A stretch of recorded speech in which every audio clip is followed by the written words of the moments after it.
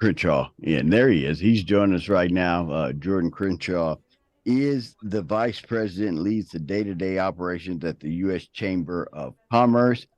He's senior vice president of the Chamber's Technology Engagement Center. Mr. Crenshaw, welcome to the show today.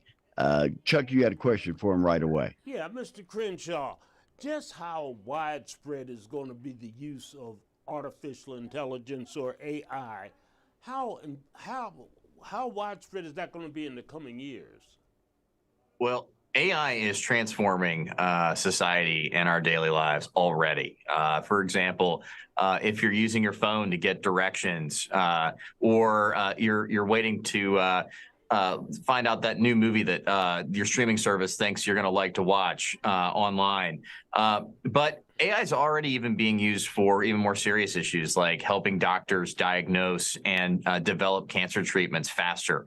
AI is projected to have a $13 trillion impact on the global economy. And this technology, it offers great hope for increasing economic opportunity and boosting incomes. And really just simplifying our everyday lives. So, for example, Texas is a leading state, and some of the leading AI companies right now are throughout the state developing this technology in a way that can really enhance public safety and financial inclusion. So it's really important that the U.S. continue to lead in this area. Mr. Crenshaw, you hit on one thing we always kind of dig into. You've always followed the money. How can we get the U.S. workforce ready, and how can businesses help hire people using AI? How does this turn from just a technology to a moneymaker? Right. Well, AI is actually what we found is best positioned to fill gaps in the workforce and not necessarily replace it. And we found that through the course of a commission that we launched that's bipartisan, led by a former Republican and Democrat member of Congress, that went out to answer some key questions about artificial intelligence. How do we regulate it? How do we get the workforce ready? How do we remain competitive globally? And some of the things that the commission found was that schools really need to start developing curriculums that actually embrace AI and tech earlier, so that students are thinking about this at a younger age. There also should be more investment in retraining and reskilling, both in areas like community colleges and within businesses themselves. And AI is even being used by businesses to actually pair up individuals who may not have been traditional candidates for jobs to find them jobs that are higher paying with new employers. But finally, we actually have a worker shortage now. And in order to remain competitive in AI against other countries, we really need to look at ways of reforming our visa processes here so we can get high skilled talent here now while we're reskilling our current workforce. So basically, this is one of the ways the United States can stay competitive with other countries. Well, the nation that leads in AI is going to have a strategic advantage in the 21st century. In particular, China is trying to spend money to outcompete us in research and development. In fact, China is even outpacing us in patent filings for things like robotics. So that's why it's important that democratically aligned countries remain globally competitive.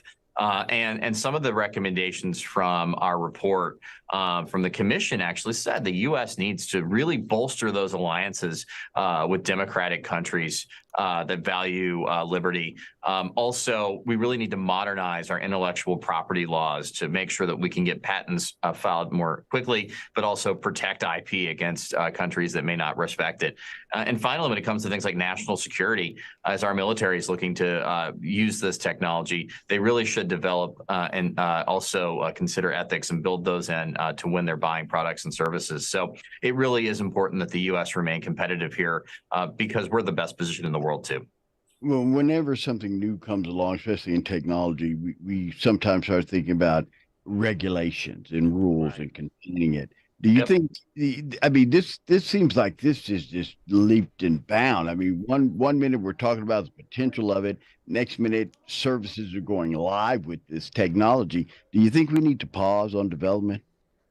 Well, the U.S. can't afford to pause in the development of AI systems because our competitors like China and other non-democratic nations are accelerating. So it's important we walk and develop responsible AI at the same time.